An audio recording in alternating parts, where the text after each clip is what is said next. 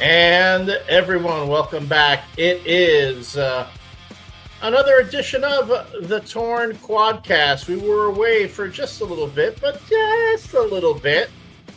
Both Mark and I had a lot of stuff going on in our lives, as well as I don't know about you, Mark, but my access to wrestling content as of late has been severely diminished by a lot of the things that have been going on in that media sphere. But before we get into it, for folks who don't know who we are, this is the Torn Quadcast, the only show on the radio where we talk about sports entertainment, sports, and entertainment. Yes, you will have other radio shows, podcasts, and the like that talk about wrestling, but Mark and I not only talk about professional wrestling or sports entertainment, but we also talk about other areas in the world of geek entertainment, comic books, video games, movies, and the like. And yes, we will talk about other sports since WRMN is the official home of both the Chicago White Sox and the Chicago Bears. I have been able to drop in on some of the sports shows here on WRMN. My most recent appearance was on Big Top Sports with Derek Geyer. We were on there talking about mostly about Bears and Cubs, because that's what everyone's been talking about in Chicago. Blackhawks are going to be coming back soon, and it's only a matter of time before we're even talking about the Chicago Bulls. But right now we are talking about the world of sports entertainment or professional wrestling. Things have been going on in the worlds of WWE, AEW, TNA, and Ring of Honor. Mark, I don't know if you saw it. Did you see the little 30-minute documentary that Matt Cadona posted on YouTube yesterday?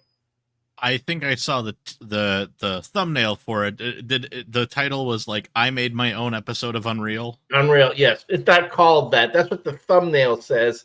But if you go to it, it's something else. It's called. So it's not him aping the whole Unreal thing, which I'm sure WWE wouldn't have cared, but he wanted to make sure he didn't get into it, run into any problems. And at the very end of it, who shows up? But Karrion Kross. Oh, well, there you go. Yeah. Glad that guy's still alive. Yeah, he's still alive. He's still out there and doing, again, also back on the indie scene. Really fascinating. Again, I'm going to be that one person where people are going to go, seriously, dude? I did not realize that Matt Cadona was Zack Ryder a while back. I'm saying this was a while back. Yeah. And if you look at Matt Cadona now, he's really bulked up a lot more than he was during his Zack Ryder days. His look is completely different. And although with this whole bit in this little documentary he did, which was actually really nice, it was showing how he's putting together how this little run he's got going with. I did not know he was feuding with Shotzi in the GCW, yeah. GCW, yeah, and putting out some hellacious matches. Even shows himself, he and Roxy working through the spots in a match. Basically taking you behind the curtain to see how they do that. Really fascinating stuff that I really appreciate. And then, but yeah, it's him and Roxy doing the whole thing. And then for a particular match, he was doing the Zack Ryder gimmick again, but he was combining it with the Back to the Future. So he came out. It was at a comic convention, and the match was being held there. And he came out in a DeLorean, dressed kind of like as a hybrid of Zack Ryder and Marty McFly. Nice. And I was like, okay, this guy's freaking clever.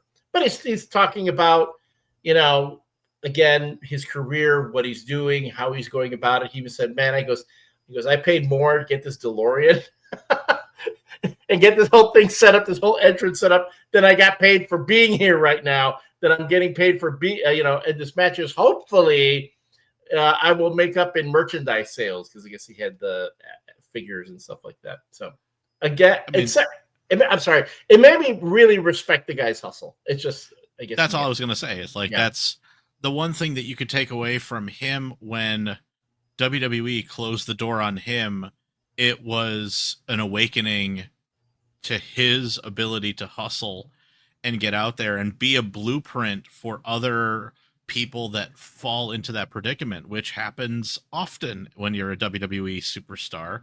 And he proves that with the right hustle knowledge and self promotion, you can not only survive, you can thrive. He has more value as a name now than he ever did as Zack Ryder when he Absolutely. was being rolled off the stage in a wheelchair by Kane.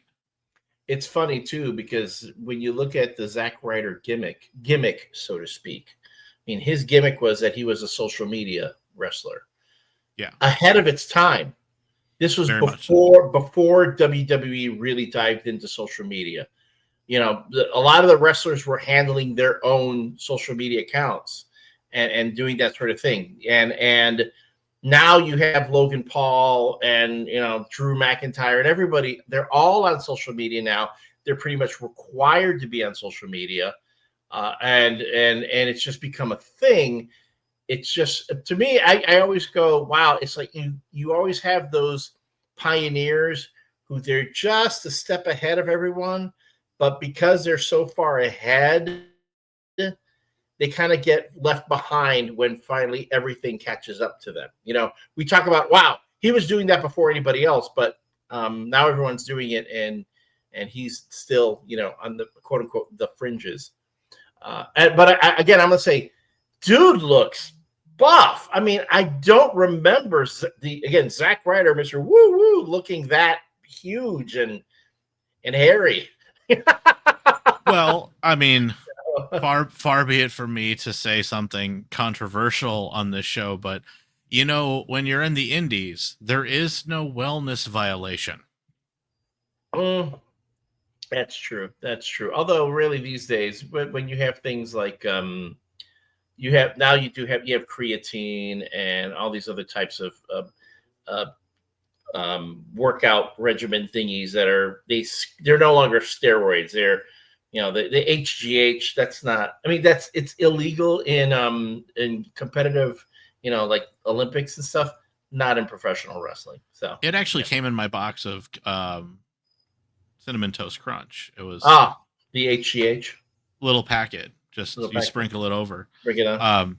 Yeah, I got the juiced kind. I mean, that's why you have that really full beard. Yeah, it's 100% HGH. But no, I mean, he's also like, when you're an indie wrestler, your ability to work out and like your road gigs are it's not the same grind. So you have that ability.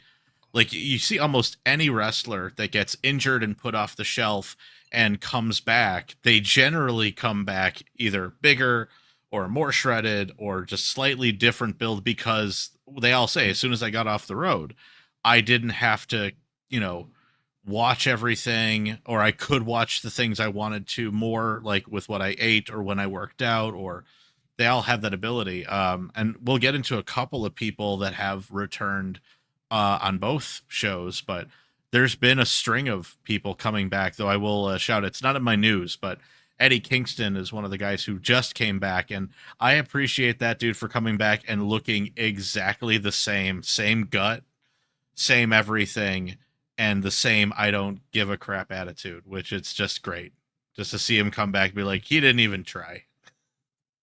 And then you have poor Sheamus on the other end, who kind of let himself go just a little bit. And when he came back, people were mocking him for having a bit of a paunch, you know, but they were so accustomed to him having that chiseled, you know, look to him. Well, we've definitely talked about him at great length. I mean, I want the guy to get over, but also, like, he may be one of several that may have run their course in terms of what the character can do or go. I'd love to see something new from him. And if a paunch is what we get, I'll take one more burger Sheamus if it's entertaining, because he's great on YouTube. So. Well, I remember when Macho Man was having, well, this was during the whole, you know, the steroid era and all those issues. And even Macho Man he was getting a little flab. That's when you started seeing him wearing the cutoffs Yeah. He had the fringed cutoffs, so you wouldn't see that he was kind of losing that definition around the midsection.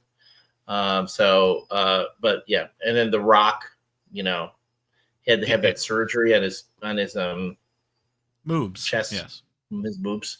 So, but still, again, it's professional wrestling. It's theater. I think that whole thing with the steroids in the wrestling era. I'm sorry, too much was made of it, and it was a ridiculous thing where, again, this is not an issue of competitive advantage or anything like that. It was just, this is the last time you're ever going to hear me say this, but this was when Vince McMahon was being treated unfairly. That's going to be a window. One little that and for a time I also thought that the NFL owners were being having sticks up their butt, because remember Vince McMahon wanted to buy the Minnesota Vikings. He was making a play for it. I mean, can you imagine had Vince McMahon bought the Minnesota Vikings, how different things would be today? I mean, it's an interesting conundrum. Chances are that he probably sold off the WWE. Not for a single NFL team, even the Vikings.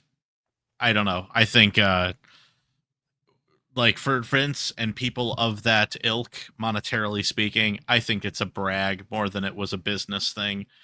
And no offense, Vince is very bright in very specific areas. I don't think team ownership in an actual competitive environment he wouldn't have created some new dynasty, in my opinion.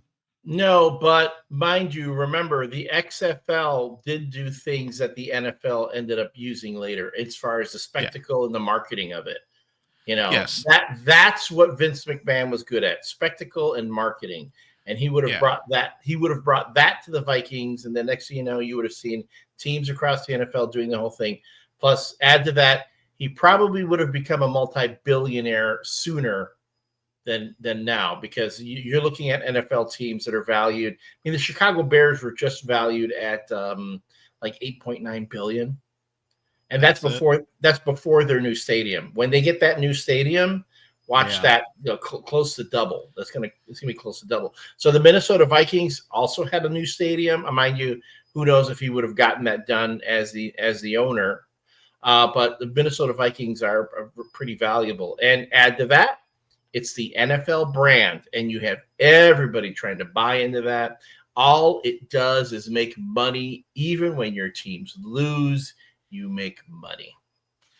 It's true. I mean, the one thing I would have personally loved is Brock Lesnar being allowed to F5 Brett Favre 18 times a game. That I could have got behind. Oh, the things we missed. In that Peacemaker alternate universe. Yes. By the way, have you been watching Peacemaker? I'm one episode behind, but yes. Oh, you're one episode. You haven't seen this week's episode then? Yeah. I have to go back and figure out what the last thing I saw, but I definitely, where I left off, Harcourt had agreed to work with Argus again, and they were basically on their way to go catch up with Peacemaker. Okay, you're 2 behind. Okay. 2 behind. Okay. 2 behind. The next episode, the next 2 episodes, huge stuff happens. Huge stuff happens. In fact, the episode that just premiered Friday this week, well, the day we're recording this, but mind you, by the time it airs, it'll be yesterday. Huge revelation at the end of the episode. And you're like going, oh! I've loved everything about this season. The new intro is gaining on me, and we talked about that. Didn't we talk about that in a previous episode? I was like, I don't know. And it's like the more and more I watch it, the more I go, okay, I get what they're doing. I see it. Add to that, some folks have taken that theme song, the meme of it, and they've turned the Superman into the Superman. They use the Superman footage for it, and it fits both. And I'm like going, I mean, James Gunn, with every single thing he does, is just gaining more and more respect for me. The needle drops are great. Yes, the needle drops are great. when you watch the Peacemaker podcast, you can watch it on YouTube, and James Gunn explains the songs and all these things and what they did putting together each episode. I go, wow, that makes such great sense. And in the beginning, I'm like, why is he finding these songs? When you really listen to the words, you're going, it's like Tarantino. Tarantino would do the same thing. Lucas did the same thing in American Graffiti. Each song was part of the storytelling. So, needless to say, if you're not watching Peacemaker, it is this season, so far has for me surpassed the previous season. The acting has been top notch, yes, they're pulling everything together. It's been zero misses. It's been zero misses for me. Things that I thought would immediately make me kind of go, like when I saw the picture of what Michael Rooker, his character, looks like, I'm going, really? And then just the little arc I've caught of him so far with Economos hitting him and then where it ends up, and I'm like, in like less than an hour, I'm like, okay, I'm sold again. And you'll never do me wrong by putting Tim Meadows in anything. That guy is gold wherever Tim Meadows. is. Yeah, Tim Meadows has been great. And you will see the Michael Rooker character, there is an arc there. Every character, even the minor characters, all have arcs that are really interesting. So again, I still say, like, James Gunn's real talent, and like as amazing as Superman was, and it was, James Gunn's real talent is selling morts and getting them over. He can take any D-list character, James Gunn, and make you care about them in a manner that you would never. Like, if you would have told comic book fan child Elliott or Marc, one day Peacemaker is going to be a known entity in pop culture, you would have fallen over laughing. I remember Peacemaker when he was still in Charlton Comics. Yeah.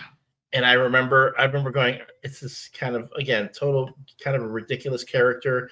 And add to that, I would love to, I don't know if James Gunn has ever been asked this, that if he knew what he was going to do with the Peacemaker character after Suicide Squad.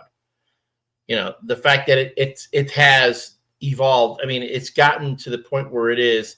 And not only that, but this Peacemaker, the Peacemaker series has now made John Cena bona fide movie big guy. I mean, like, we're talking, he is now on a level with, like, say, The Rock and Batista and all those.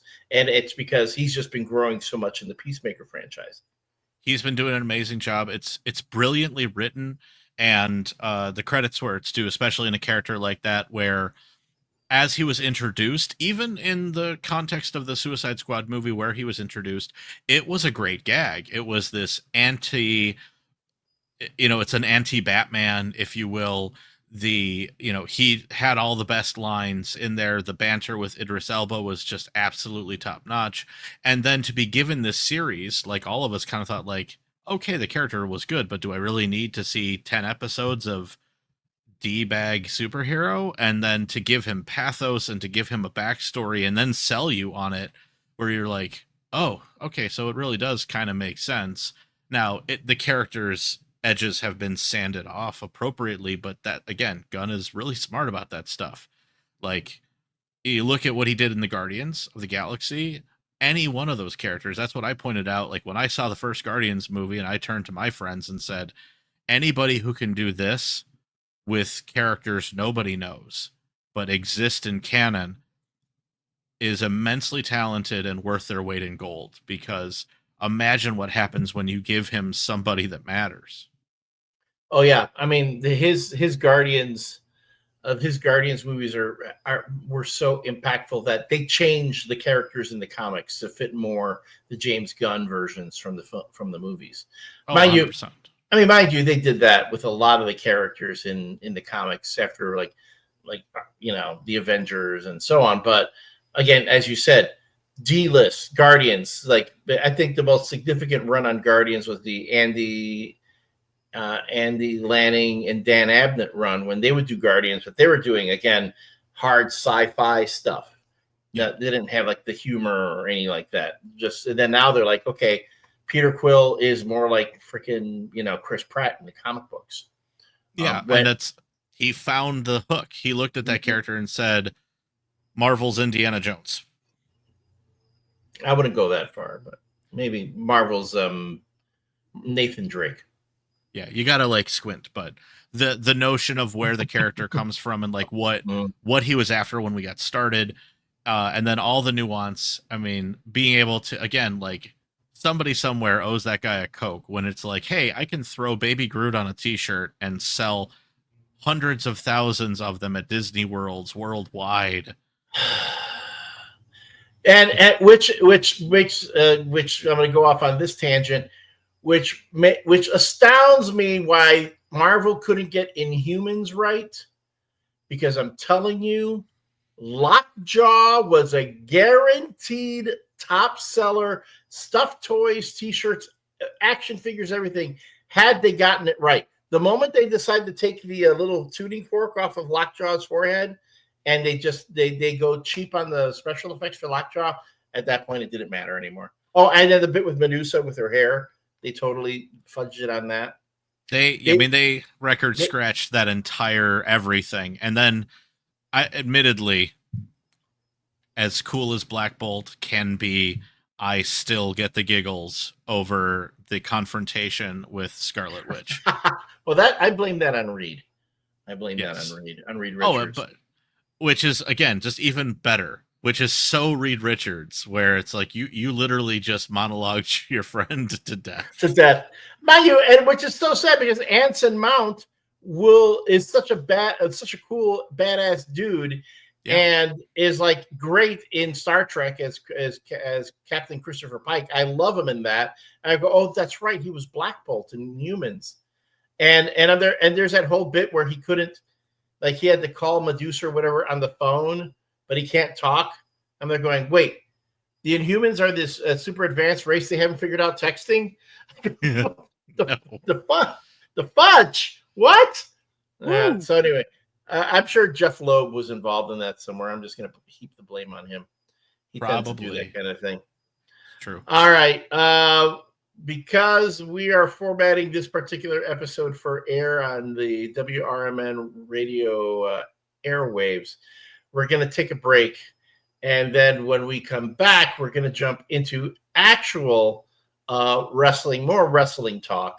And then if we still have more to talk about, we'll have some bonus content for the YouTube page where not only can we go as long as we want, but we don't even have to watch our language at that point.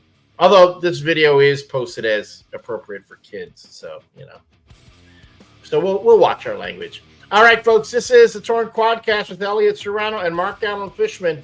We will be right back after this break. Don't go away.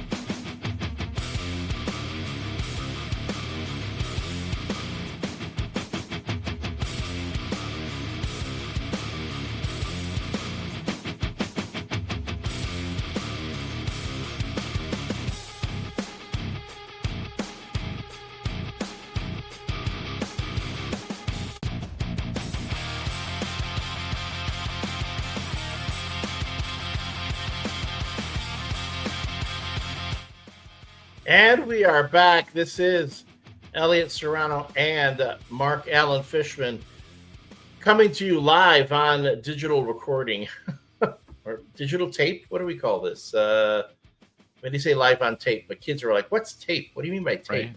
Yeah, they don't know. They don't know what tape is. Ask your kids to give you the symbol for hanging up a phone. Remember when it used to be bunk and you slammed it?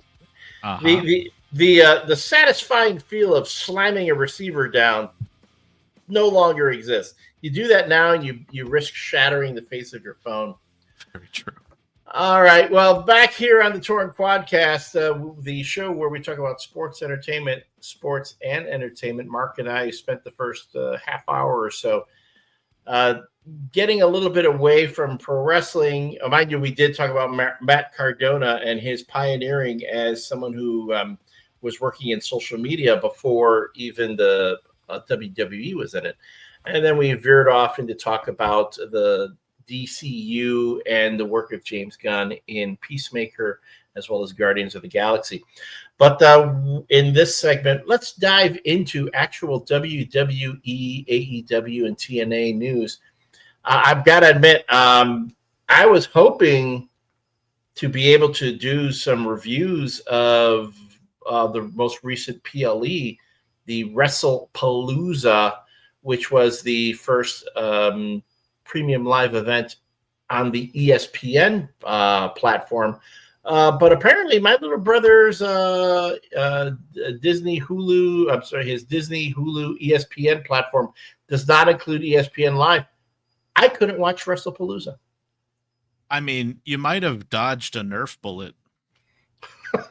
Well, I was checking. Here was my thing, too. The only thing I was really interested in, which is ironic because I had very little interest in the CM Punk, AJ Lee, Seth Rollins, Becky Lynch, mixed tag match, because we all knew how that was going to go. The only one that really intrigued me was John Cena versus Brock Lesnar. And I'm going to myself, I mean, Cena's got to come out with the win on this one. This is his farewell tour. And the last time he got in the ring with Brock Lesnar, it was a squash match.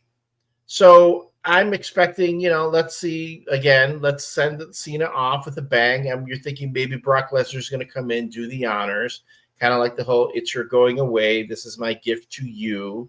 Kind of like, it's like, not that he really needs to be elevated, but, do that. And no, I mean, I saw some highlights on YouTube, but again, apparently Brock Lesnar fairly dominated Cena. And it was it was a move for move retread of the squash, and it got worse. Like there was like 7, 8, or 9 F5s to end the match because Cena had done 4 or 5 attitude adjustments. It really, admittedly, I didn't watch it, but I definitely read and listened to a recap of it. It literally felt like 2 kids playing WWE 2K25 and just like using a cheat code to get infinite finishers and just mashing the button over and over again. It just it wasn't a good look. And the story I captured for this was that the ESPN themselves reviewed Wrestlepalooza, and in an effort, I guess, to be fair and to show like we're going to treat this predetermined product the same way we would review a normal competitive sports, we're going to review it. And they gave it a C. And that was like, if you read the review, that C was them being nice, because the guy didn't have very many nice things to say. And it was all over the dirt sheets about, ESPN immediately having second thoughts / going to Triple H and going, dude, come on. Yeah, I mean, in retrospect, I'm not sure what kind of a fit that really is. You can't.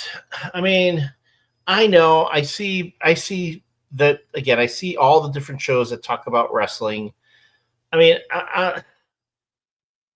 you and I, we don't do kayfabe. Okay, let's be honest. I myself, I don't even believe in kayfabe anymore. I know there are a lot out there. There are a lot of smart marks that really believe in it. They say, and when they have a show like Unreal, or when you have a John Cena come out for a post match conference, and he's essentially, well, he wasn't doing this when he was bad, dark Cena, which I'm also missing that character. I really wish he had stayed with the original plan. Do the bit where you go to the end, taking the championship with you to quote unquote ruin wrestling. That would have been great. I don't know why they pivoted, let people cheer you. Fine, let them cheer you when you win and you walk out the door. Even as a bad guy. And it unfortunately, it seems to me, unless there was something going on behind the scenes that made it irrevocable, but WWE doesn't seem to commit to any storylines anymore. They just don't. No, it's like they're constantly changing. They're constantly. It's like Triple H going, "Wow, if we're doing this, and and if it's not working, then we can pivot." I'm like, dude, you're not letting the storylines cook. You're not letting things develop. You keep, you keep like turning off the stove and throwing out the dish and starting something new before it's had a chance to really, simmer. Well, and the thing is, there's speculation all over the internet about why or how or any of that. And the only stories I would give credence to that to me feel right in answering that is I think that thanks to the managerial structure of the WWE now, they are beholden to too many masters. And this constant pivot is what happens when underlings don't have the spine to draw the line in the sand and say, you've got to let us do the work we have to. And I think that there's a lot of people that are gun shy / looking at any number at any particular point in time and going, not good enough. And somebody somewhere in the back scrambling to meet these new demands, which we've already covered quite exhaustively. The WWE is making money hand over fist right now. So it seems ridiculous that they wouldn't take that advantage and do exactly what you're saying. Lean in and let a whole story complete itself, because the WWE has never been better in the history of itself than when it actually let a story organically pop up and play through to the end proper. I point to Stone Cold Steve Austin's whole arc from mid-card ringmaster to getting his shot by accident at the King of the Ring to becoming a star. You look at The Rock having to live through the Rocky Maivia, Die Rocky Die era to come back to the Nation of Domination and find a heel character and then let it evolve. And you get somewhere. Daniel Bryan working from underneath, from being a curtain jerker for the company, having himself squashed by Sheamus at a WrestleMania in 17 seconds or whatever it was, to having to fight in 2 main events to capture the big belt. All of those things were not overnight decisions. They took time, and the payoff made them the behemoth that they are. It's the biggest criticism of AEW is that there's no story that lasts any longer than 3 weeks until Tony Khan forgets that he wrote it. And the product will suffer unless you have the smart marks that dive in and try to force a story out of nowhere and go, oh, here we go. About the only time I could say the WWE maybe didn't do it right by me personally was the Finish Your Story Cody, which took 2 years. Maybe a little long on that one. Yeah, that one I liked. No, that one in retrospect I liked. That was the one where, mind you, I think it generated the most controversy among the other podcasters. It was evident. I'm trying to remember what website it was. I think it was the one, which is the one that went out of business. They would always do the columns like your Bears, your Chicago team sucks, and here's why. I know who you're talking about. I just don't recall the name. I can't forget. But anyway, I remember reading 2 columns by the person who did the covered the wrestling for that particular site, and they did this whole prediction about WrestleMania that night, saying Cody Rhodes is going to win tonight, and it's a shame because the WWE needs to do something different. And walked about how cliche and how predictable it is that Cody Rhodes is going to win. And then when Cody Rhodes doesn't win, the very next day, Cody Rhodes didn't win last night, and here's why it was a mistake. And I'm like, yo, dude, like pick a side, right? Pick a side.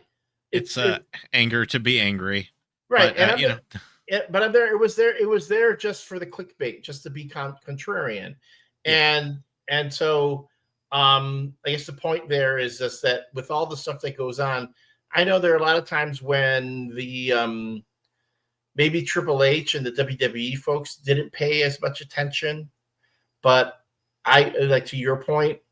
I think TKO is probably getting really involved in things. And there are people, but you say there are people who don't want to speak up or maybe they don't have the spine. At the same time, TKO is firing people left and right. I mean, they're just, every time they acquire a new company, boom, people get launched. Every time TKO says, oh, we just signed this $1 billion deal, people get launched. And it's like, so you're probably folks going, you know what? I don't care right now. I'm going to do whatever I need to do to keep my job. It's par for course. A lot of companies are doing it and it sucks. But yeah, I think, to the bigger point here, and something you said at the top of the story, I don't think ESPN and WWE it's a weird date. You know what I mean? Like, I just don't find those two mesh. And the whole point of ESPN is to take, I would say, some of the pomp and circumstance learned by the WWE and apply it to professional sports, not take up the sports entertainment into your brand. It'd be like Nike buying Reebok. I don't understand why you would do it. You could, or maybe it's like Nike buying New Balance so it can finally get that old man market. I don't know. It seems odd. It wasn't, and then I realized, oh wait, Wrestlepalooza was happening the same night as a big AEW event. Yes. I'm like, and I'm sorry, Wrestlepalooza. That's terrible what you're gonna. Name. That was like something. I'm sorry. That's something that like the local VFW calls their indie wrestling event. Yeah, I think aside from Lollapalooza, I don't think Palooza should be allowed to be in use anywhere unless it's ironically. Adoption events. I'll go with Puppy Palooza. I think Puppy Palooza is cute, but everything else, no, I don't want to deal with that. But you know what? We could bounce here to, I'd say, a semi-relevant story coming out of the Wrestlepalooza and John Cena taking an L against Brock Lesnar. We are down to 5 appearances left on the tour, and we already know one of those 5 will be his last match against AJ Styles at WWE Crown Jewel in Perth, Australia, and that is in October. Not too long from now, actually. So I would personally say I don't find a ton of history between AJ Styles and John Cena, but they are both legends. Absolutely. It should be entertaining. And honestly, I think Cena will go over just because. Good for both of them. AJ Styles has been putting everybody over. I mean, how many times has he put Dominic Mysterio over? So. And he's even said in a lot of press recently that he's eyeing his retirement. He's not naming any dates or anything yet, but he can clearly see the bump card is about filled.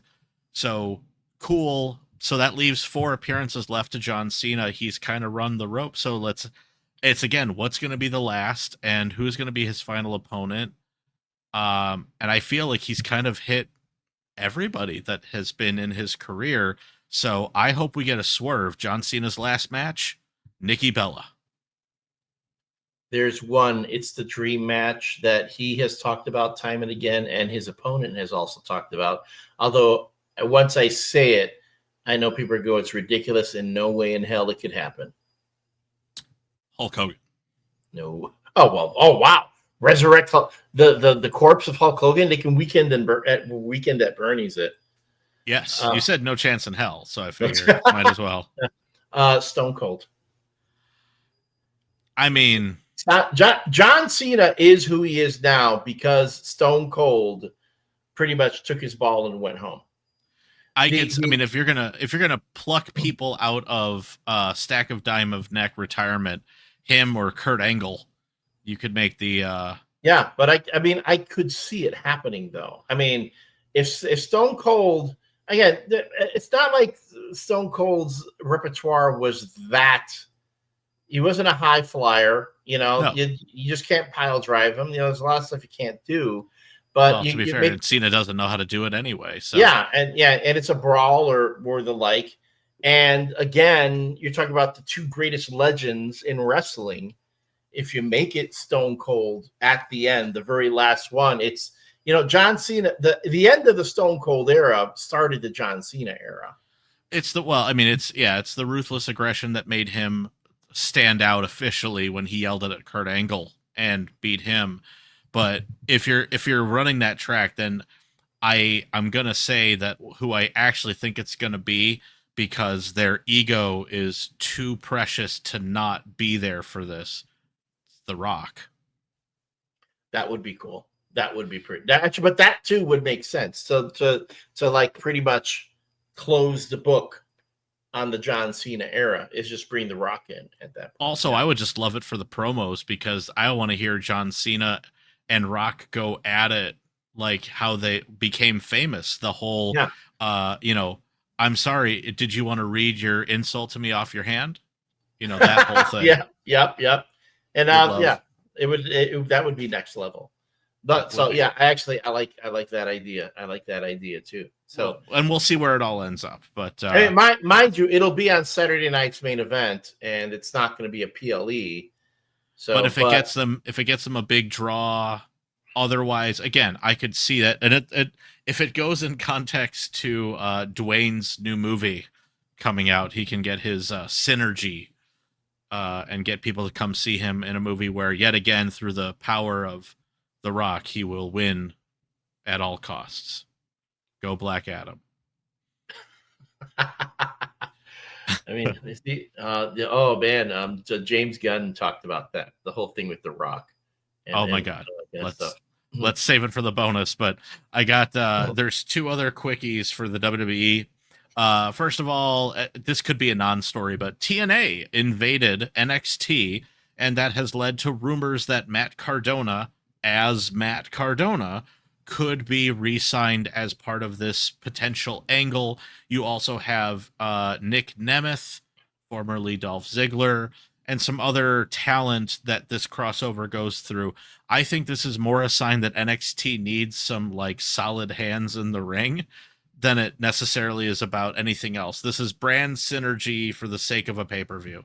Good for them. Yeah, and you're right. They need more experience in there. I mean, it seems like you look at NXT and it's all, everyone that's in there now is green as grass. They needed to be called up and they're just kind of milling around going, I don't know what to do with this. Well, you have Stephanie Vaquer. They're already pushing her. So. Yes. And hey, good for her. And I think she's pretty great. The last one here, I say with eyebrow raised, the first inductee to the Hall of Fame class of 2026 has been announced. One of the big surprises at Wrestlepalooza, kids, Stephanie McMahon. Whoop-de-woo. Stevie Richards has a great YouTube channel. Check it out. He goes on I would say, fairly safe tirade with receipts as to why she absolutely does not deserve this induction. But I mean, if you put her in, if you put her in, you got to put Vince in at some point. He's in. He's been in. Is he? He's been twice. In? Oh, yeah. Okay. I wasn't aware of that. But that also shows how. I'm sorry. I know it's a tremendous honor for wrestlers, and they make a big deal out of it. But when you consider that the WWE Hall of Fame exists only online, there is no it's not like Canton. It's not like the Baseball Hall of Fame. It's not like you can go to an exhibit and you've been inducted in there. No, it's just you've been added to a list. And you get a ring. Yeah, and you get a big ring. Yeah. It's like everything else. It's artifice for the sake of artifice. And I'd say if they Grammy. If they kept do you want an award? A Grammy. If it makes a great doorstop. It does. When the classes started to balloon north of 10 people, And I was like, you guys are running out of talent. Or like at that point, I'm just like, I can't wait for you guys to start calling up people. Like, when does Stevie Richards get his ring? When does oh my God, who is the pig farmer? Oh, I Hillbilly forget. Jim. No. There was a guy whose name was like Pig. Godwin, the Godwins. Oh, the Godwins. Okay. Yeah, where's my Godwin's Hall of Fame? Where's the big boss man? But only the version that was feeding Al Snow's dog to himself. Oh, I remember that one. That one made me angry, but it's just only because I felt bad for the dog. Not that I knew it wasn't eaten. I'm just saying that poor dog looked so scared going into the ring. And then I found out my ex-wife worked at the hospital or she knew someone whose dog that was at an animal hospital, and they borrowed the dog for the bits, So the dog it was just a Chihuahua that I was always acting scared. So. Good on him. I'm a mark for Al Snow, or at least I was for a while. I know he's got some interesting opinions these days, but in terms of like favorite jobbers back in the day, he was always among them because I marked out for the Job Squad. Pin me, pay me. I see that. Pin me, pay me. Yep. Loved everything about the gimmick. I wish more factions. They would just make factions of losers. Well, they did. The Judgment Day. Spicy take, kids. Wow. Oh well. I mean that kind of hits it on the WWE side. Where are we at on time? Can we barrel through some AEW news? We're gonna hit a break.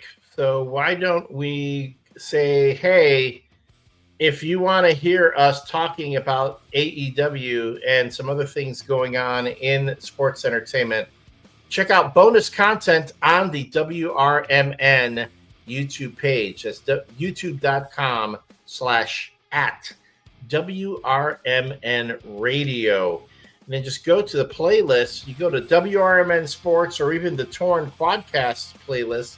See all the episodes that are posted there. And this particular episode, once the live finishes, you can find it there and catch the bonus content. So for those of us listening to us on the radio, thanks so much for joining us. This has been Elliott Serrano and Mark Allen Fishman for the Torn Quadcast on WRMN Radio. And we hope you catch us again soon. And stay tuned on the YouTube page for bonus content.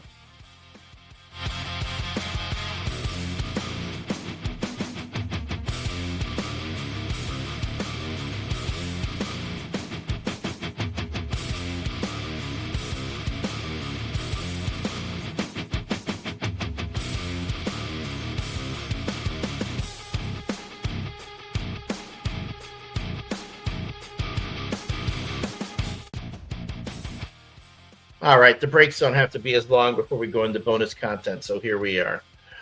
All right, everybody, thank you so much. If you're sticking around and listening to us on the YouTube page, this is what we call bonus content on the Torn Quadcast. So that means no more breaks, no more worrying about the clock, and although we probably should watch our language. It was funny. Our own Dennis Sonar Green went on a rant about the whole Jimmy Kimmel, Brian Kilmeade, Donald Trump issues with the FCC.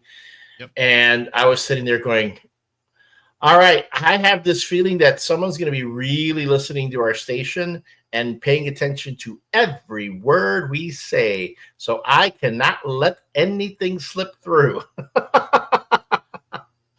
Yeah, it happened on the morning show once. I was like, "Oops!" It was like a rap song that I didn't catch. One of the song I was playing something off the YouTube, and I should have stopped it sooner. Something snuck by me. Nothing major, but still. Anywho, again here at the Torn Quadcast, we've been talking about Peacemaker, Matt Cardona, Stephanie McMahon going into the WWE. The disappointment that was Wrestlepalooza, how I believe that TKO is scared the bejesus out of people at WWE. Hence, they are not doing a great job on creative. And we were going to get into, there were a couple other things that slipped my mind where we're going to get into some AEW news. Yeah. Obviously, they had a pay-per-view, All Out, that happened the same weekend as Wrestlepalooza. This was at in Toronto, in the where the Canadian their hockey team plays. I don't know it had some very special name, but it was a pretty big show. AEW's been kind of taking it on the chin from the dirt sheets for right now. Some of their biggest names are out injured. And they said, where is this company going to be when three of its biggest stars don't even wrestle for it right now? And this was Tony Khan's way of saying, oh, we have a lot more than those three guys. So here's what we've got cooking. One of the things that happened, and kind of an interesting surprise, because there has been a lot of storytelling around it, we have a new women's champion, Chris Statlander. And the manner in which she won this championship, she beat Toni Storm clean using what is called the seatbelt pin, which is a special technique that the wrestler Wheeler Yuta uses. It's his, it's not a finishing maneuver, but it's a pin so complicated that your opponent cannot figure out how to get a shoulder off the mat, and they lose. And unlike, say, a small package where you kind of go, oh, come on, you look at this going, yeah, no, I don't know how you get out of that. Because you're literally using your legs to hold both arms and shoulders down with your full body weight while your opponent is literally, butt over legs swung backwards. They literally can't get themselves out of it. Didn't Rhea Ripley do something like that for a while when she would pin? I mean, she would fold you in half. Well, that's her. She calls it her sexy pin, Yeah. where she just shoved her weight on you. It's a weird thing. You got to see it to believe it, but once you do, you're like, that's pretty ingenious. And the fact that it's called a seatbelt is kind of funny. Well, anyway, Wheeler Yuta is in the bad guy team, the Death Riders, and he has been not stalking Chris Statlander, but he's been her friend. So he keeps after she wins a match, he's there to saying, congratulations, good job. And he leaves.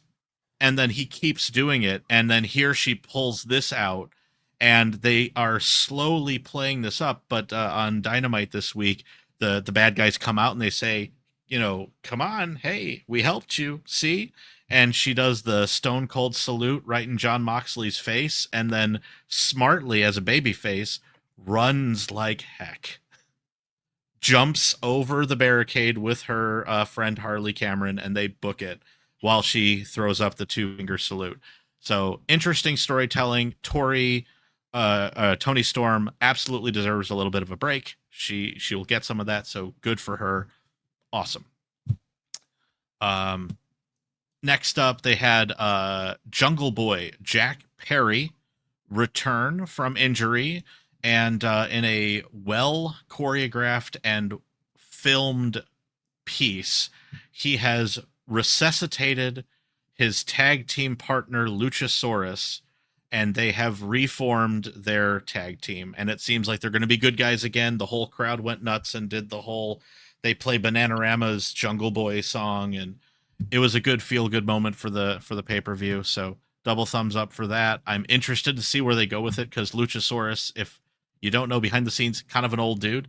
So he was there to teach Jungle Boy Jack Perry how to bump and kind of, let me help you out. Now maybe we'll see the tide turn a little. So good for that.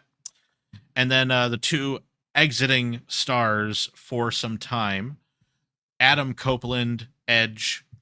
He reunited with Christian Cage to form Edge and Christian once again. They fought FTR, the former WWE tag team, in a pretty well wrestled fight. Got a little dirty, got a little crazy. Beth Copeland, aka Beth Phoenix, came out, took out the manager of FTR, and then they took out Edge. They beat the crap out of him with chairs or whatever. They've written him off TV. He's going to go do some acting. So he'll be back, no doubt. And it seems like they're pushing to eventually get him and Christian to both be white meat baby faces for a final goodbye. So good on them. And last but not least, my man MJF He lost.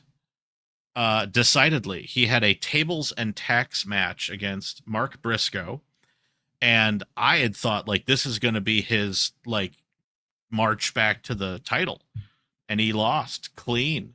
Took a butt full of tacks and a bunch of other stuff, and then because the kid's pretty smart, they did a filmed piece of him afterwards sitting on the steps, and he admits in a sway of long-term storytelling, pointing out all the losses he has had over the last 8 months, and goes, I just don't have it.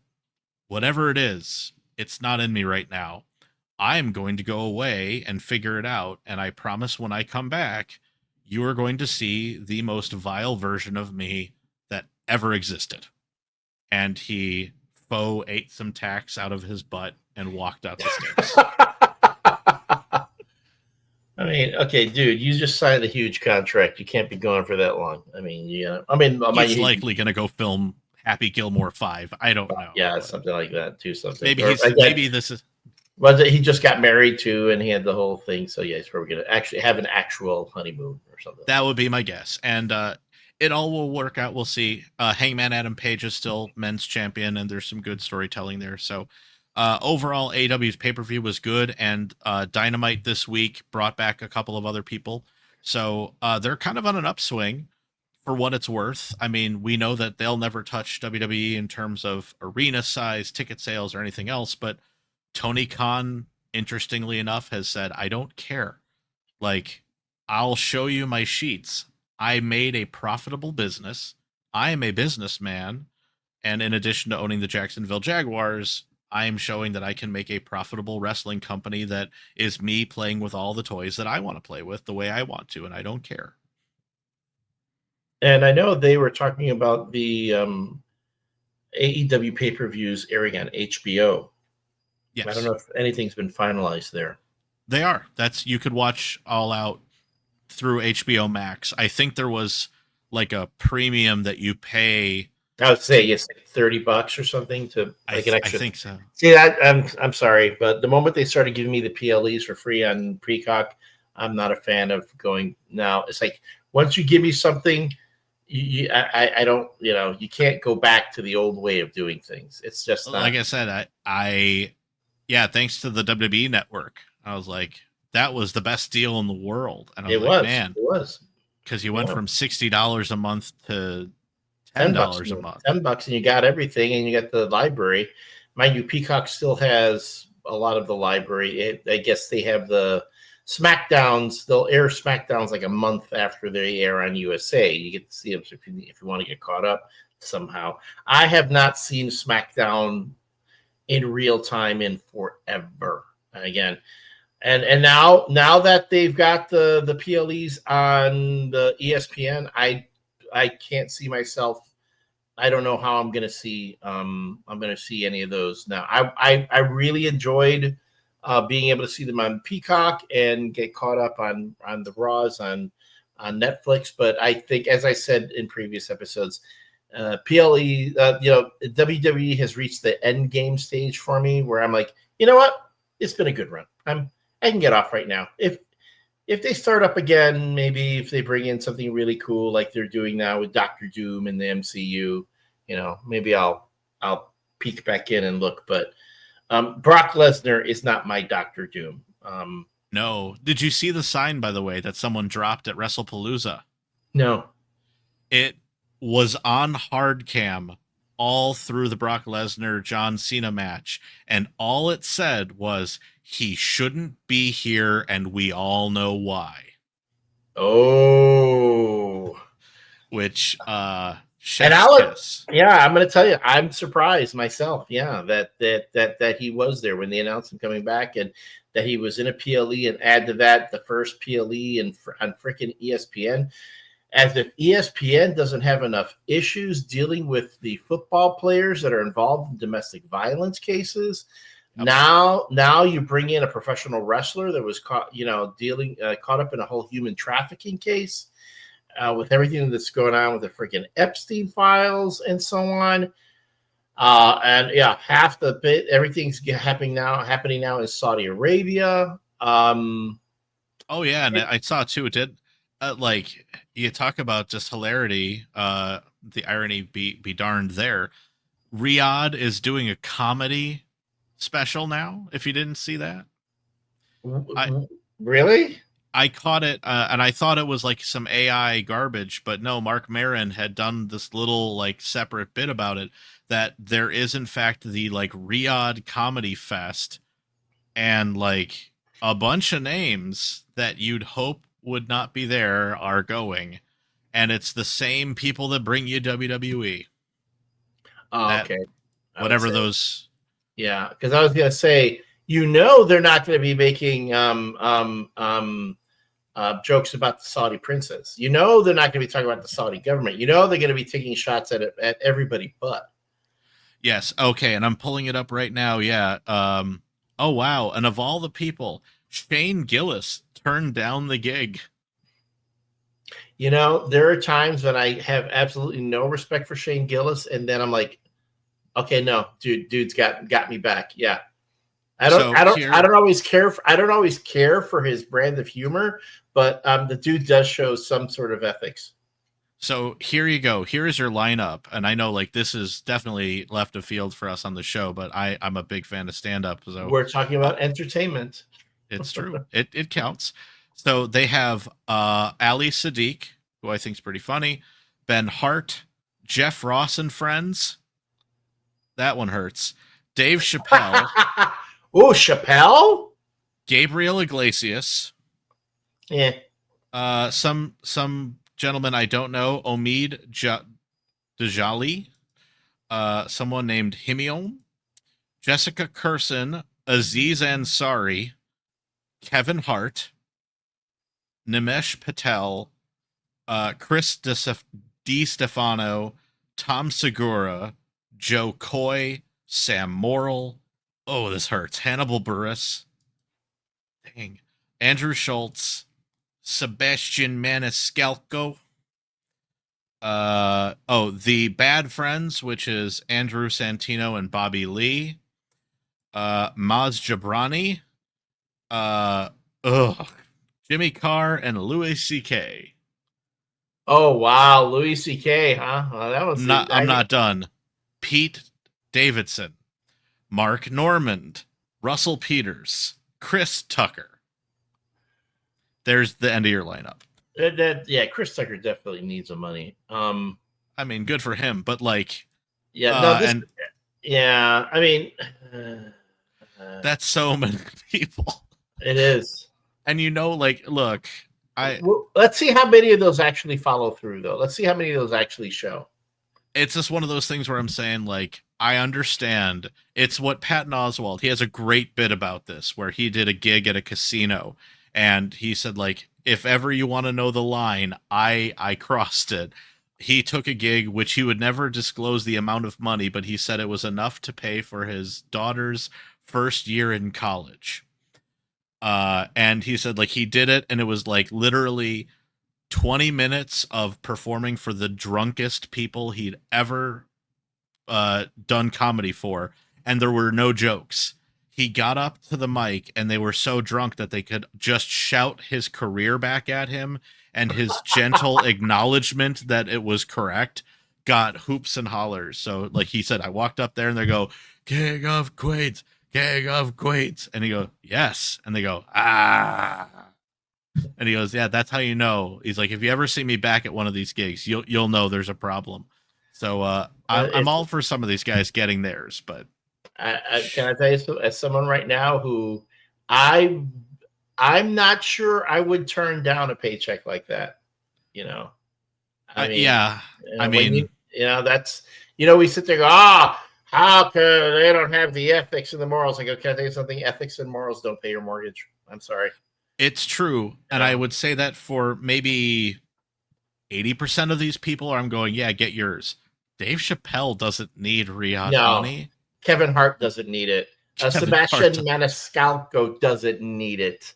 Not really. No, I don't even think Pete Davidson needs it. No, it depends. If his ferry isn't doing well, he might need a couple of bucks. Yeah, pretty much. Azizans, like, some of them just surprise me. I don't know. for somebody like Joe Coy, who, for the life of me, that guy specifically, either like I am on a love-hate relationship with him. Some of his bits I think are amazing, and then as soon as he starts doing his mother's voice, I have to punch the radio. It's not for me. That appeals to his niche audience. That goes to his niche, yeah. And I noticed, like, it happens to me now, like that must be something for me. It's like when a comedian has to do their mother on stage. Margaret Cho, I got a whole bunch of her classic bits going, oh, this doesn't hit. Oh, you must love it when I imitate my mom on WRMN on the morning show. I mean, you get a pass, but you don't do the voice. So. Actually, I do the voice too. Yeah. And people tell me, my mom did call. She called last week, and I did my voice to my mom, and people were like, "Oh my God, you sound just like her." Oh, so. See, like I did have to. I tried at my last gig. There is something about my mother, and I can't. There's no impression that I could do that could permeate that level of Jewish guilt that just comes through everything she writes and types to me at all times. Yeah. Oh well. So that kind of wraps up the AEW stuff by going to Riyadh. But it does, at least tie into like why, again, the end game with the WWE, knowing that they're going to take 2 of their pay-per-views coming up over to Saudi Arabia. It's the way of the world, and it does mean I have to like it. Yeah, and again, nothing against the Saudi people themselves. They have nothing to do with what their government does. I mean, it's the government, and yes. People will say that the current government of Saudi Arabia is more of a reforming type. But when you murder reporters that criticize you, and then and also have an American president who says, whatever. He wasn't an American citizen, was he? Well, he was, but still, yeah. It's unfortunate that it's like that. People will say keep your politics out of it, but folks, politics is life. Politics are the issues that decide whether some people live or die, or how they live or die. So, it matters. It matters tremendously.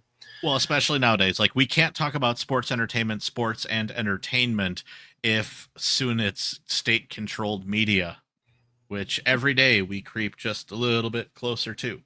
Yeah. So, now, the one good thing is we know that when the regime takes over, WWE is already okay. TKO is definitely government state approved. Did I not see that somebody posted like there's going to be a UFC event at the White House? On the White House front lawn. Yep. So I can't wait for what was the one that they did? WWE had a Washington DC patriotic pay-per-view. Oh, that's right. It wasn't the Capital Punishment. Yeah. Oh, yeah. I can't wait for that to reach the White House lawn coming in 2028. I remember when we used to have dignity in this country. Well, just ridiculous. The Ultimate Warrior, he was warning us the whole time. If we had just paid attention to everything he said in between snarls, we would have figured it out. I'll tell you though, Warrior knew how to cut some promos. I mean, sometimes they made absolutely no sense. I say between him and Jake the Snake Roberts, who once took a Pink Floyd song, used the lyrics to "Wish You Were Here," and turned it into a promo. I was going, that is the most brilliant thing I've ever heard. I mean, and they're going, yeah. You just hit the spectrum right there, because Jake the Snake, the best promo, cerebral. You got to know what you're doing. Mm. Ultimate Warrior, sort of like if you've never taken ayahuasca, he's just going to. Yeah, it's like an ayahuasca trip listening to his promos. I will say the all-time best promo to me. I will say that you got to watch all his promos, because I swear Stone Cold was ripping him off. Arn Anderson. Arn Anderson cut the most realistic promos, and I mean, talk about things and made it seem so personal and real that you're there going, oh, this guy's great. And then later on, I would hear Stone Cold talk about things and going, he's aping Arn Anderson. What? Which is, I mean, par for course. He was definitely airing to some of the classics for sure. I think in terms of my favorite promos back in the day, obviously a Punk fan from the Pipe Bomb on, and loved what he did there. I think it's the law of diminishing returns now. I think giving him a hot mic is not turning out the same quality as it used to be. He needs to reinvent himself. He's just doing a lot. I mean, he's revisiting the old stuff, but mind you, it's like when you're Eddie Vedder and it's great. People love Pearl Jam, and Even Flow was a good album, but since then we still haven't figured out what he's saying, but he's still saying the same gibberish. And everyone's doing CM Punk sometimes better than CM Punk. There's a bit of that. I do like a good one to end on. So Daniel Bryan, or Bryan Danielson, is now a permanent fixture in the booth for AEW. And someone's already pointed out that he still can't get wrestler brain out. So they were at the pay-per-view, and it was a tag team ladders match. So that's where they put them on. You have to go up the ladder to grab your stuff. And Bandito was over the belts and not reaching for them. He was setting himself up for a spot. And on commentary, Brian kept yelling, "Don't do the spot. Get the belts. You're right there. Get the belts. Don't do the spot." And you could just hear Excalibur trying to figure out a way, how do I drive this car back on the road? Because you're not supposed to say that. It's still it's what everybody in the audience is saying. Right. That's what everybody watching the show is saying. So yeah, I got to give him that. I love it. Anytime you can break that fourth wall, do it all the time. Please, Bryan Danielson, never change. I especially appreciate when he calls he's like, "Oh, that's a great kick. Really makes me want to kick somebody right now." Excalibur, stand up. Again, let's get rid of kayfabe in calling matches. Let's just get rid of it. Yes. Look at that. He body slammed him so perfectly. He didn't even feel that. That's amazing. Look at him drop that elbow. He didn't even come close to his solar plexus. Amazing. There you go. All right. I think that probably wraps us up, right? You think that wraps us up? All right. Well, then that means I can cue the music. Hit it. And I want to thank everybody for tuning in to today's edition of the Torn Quadcast. I don't know how we're going to... I can rely on you on the AEW news, but I'm shut out on WWE at this point. I'm just going to talk... Marvel movies, they're going to have... Superman is on HBO. Thunderbolts is on HBO Max. On Disney Plus. Disney Plus, yeah. Thunderbolts is on Disney Plus. Fantastic Four First Steps will be on Disney Plus soon. Maybe I can talk about all that. There's stuff we can mine, and we'll get some headlines. I actually would love next week. I want to pick your brain about Absolute Batman. I have not read it, so I'll probably have to read some of it. I've been reading Absolute Superman and love it. Yeah, I'd love that whole line. I think there's something to mine there, so we'll figure it out, and we'll tie the whole thing back to wrestling. Don't worry. And Ultimate Spider-Man's been really good too. So, all right. Good. All right, folks. For Mark Allen Fishman, I'm Elliott Serrano. Thanks so much for being with us today. The Torn Quadcast comes to you every Saturday, most Saturdays, right? 6 p.m. here on YouTube. And if we're not preempted by the White Sox, you can listen to us on WRMN AM 1410. We'll see you next week, folks.